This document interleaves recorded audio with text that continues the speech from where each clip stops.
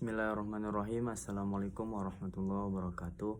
Sebelumnya perkenalkan, nama saya Jaisal Sabili dari jurusan Manajemen Dakwah semester 4B.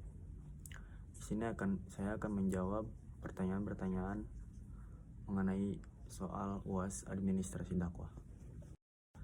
Peran administrasi dakwah dalam meningkatkan efisiensi pengelolaan dakwah sangat penting untuk mencapai tujuan dakwah yang lebih efektif.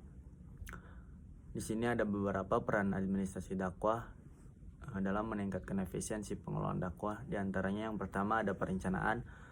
Administrasi dakwah membantu dalam merencanakan kegiatan dakwah dengan baik. Ini melibatkan identifikasi target audiens, tujuan dakwah, strategi pelaksanaan, alokasi sumber daya, dan jadwal pelaksanaan. Dengan perencanaan yang baik, pengelolaan dakwah dapat menjadi lebih terarah dan efisien. Seterusnya ada pengorganisasian. Administrasi dakwah membantu dalam mengorganisasi berbagai aspek dakwah seperti penjadwalan kegiatan, pengaturan lokasi, pengelolaan sumber daya manusia, dan pengadaan materi dakwah. Dengan pengorganisasian yang baik, dakwah ini dapat dilaksanakan secara efisien tanpa terjadi kekacauan atau tumpang tindih. Nah, selanjutnya ada pengelolaan keuangan administrasi dakwah. Ini berperan dalam pengelolaan keuangan yang efisien. Ini melibatkan penganggaran, pencatatan pengeluaran dan pemasukan, pengendalian pengeluaran, dan pelaporan keuangan. Nah, dengan pengelolaan keuangan yang baik ini, penggunaan dana dakwah dapat dioptimalkan dan sumber daya keuangannya dapat digunakan secara efisien.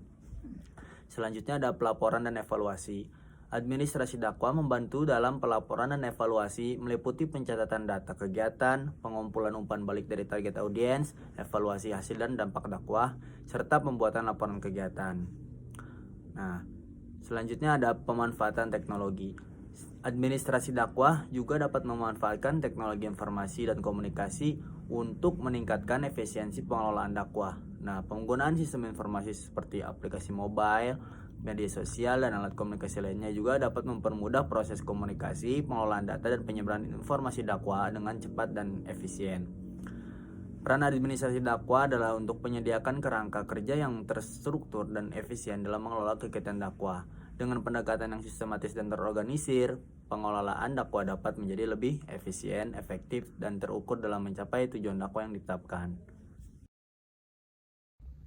Oke, selanjutnya di sini saya akan menjawab pertanyaan yang kedua.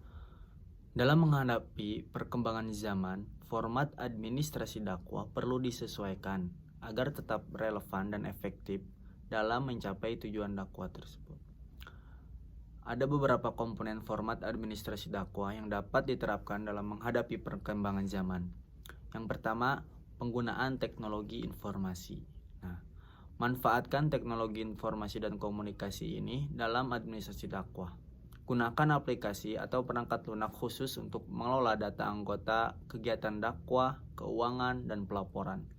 Selain itu, manfaatkan media sosial dan platform digital untuk menyebarkan pesan dakwah dan berinteraksi dengan masyarakat secara lebih luas lagi. Selanjutnya, sistem pendataan terpusat. Implementasikan sistem pendataan terpusat untuk mengelola data anggota, kegiatan, dan juga proyek dakwah. Dengan memiliki basis data yang terintegrasi, informasi dapat diakses dengan mudah, analisis dapat dilakukan dengan cepat, dan pemantauan progres juga dakwah dapat dilakukan secara efisien. Selanjutnya ada penjadwalan dan koordinasi. Gunakan aplikasi atau perangkat lunak untuk melakukan penjadwalan dan koordinasi kegiatan dakwah. Karena hal ini akan mempermudah mengatur jadwal, alokasi sumber daya, dan komunikasi antar anggota dan juga tim dakwah. Selanjutnya, monitoring dan evaluasi. Terapkan sistem monitoring dan evaluasi yang sistematis untuk memantau dan juga mengevaluasi kegiatan dakwah.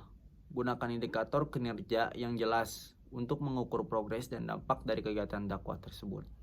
Nah, dengan adanya mekanisme evaluasi ini, perbaikan dan penyesuaian dapat dilakukan secara tepat dan tepat waktu.